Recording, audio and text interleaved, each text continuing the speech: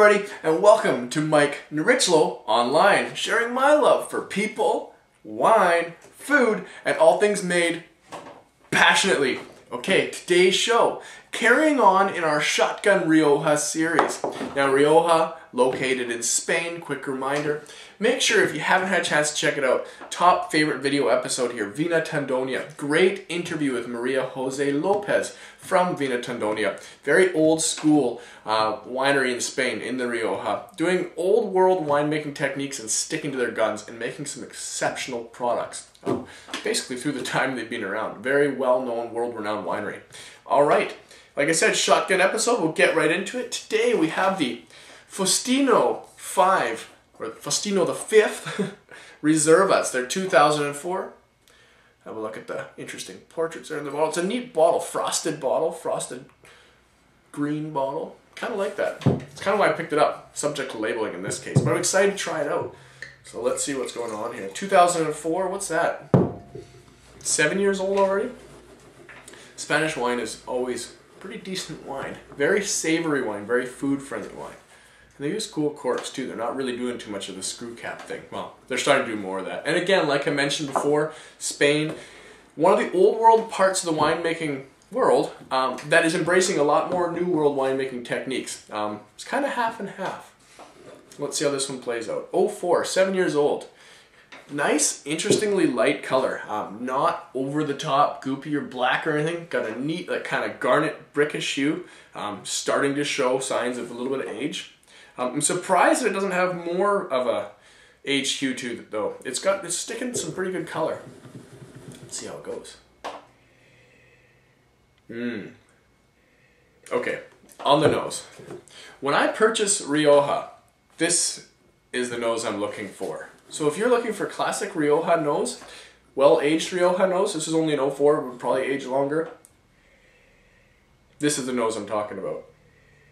Okay, this is classic, like dirt, antique store, rusty bucket. Austere is the word, but in the last episode I kind of corrected myself because I don't really like the word austere. Nobody gets it. So when I say austere again, we're talking antique store, cobwebs, damp cellar, that kind of smell. A little bit of mold. Great nose on here. Very antique-y. Good age on it. Again, it's got some really neat fruit. On this one, I would say I'd venture to go into like, a bit of like pomegranate strawberry sort of thing. Yeah, a little bit of raspberry maybe. But a lot of that depth, a lot of that meaty depth. A lot of almost like coffee and maybe like cigar box too. Very earthy nose.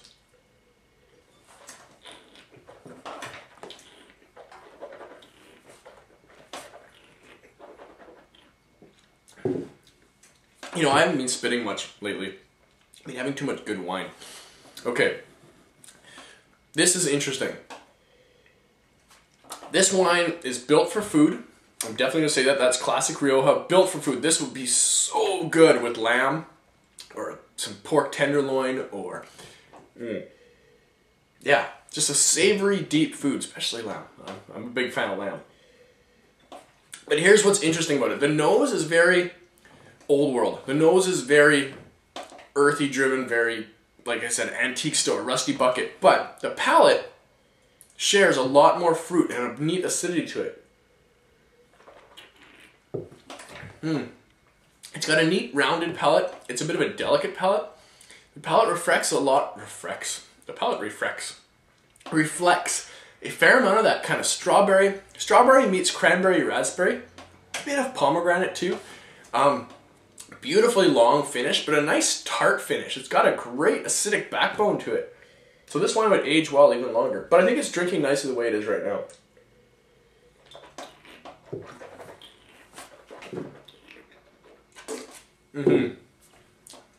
Good wine.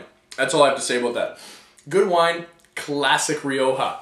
Thank you so much for watching today. And remember, wine, depretentiousized.